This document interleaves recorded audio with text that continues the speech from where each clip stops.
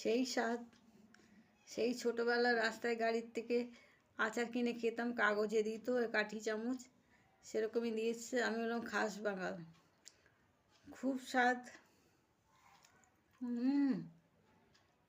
এত স্বাদ কেন? সেই স্বাদ।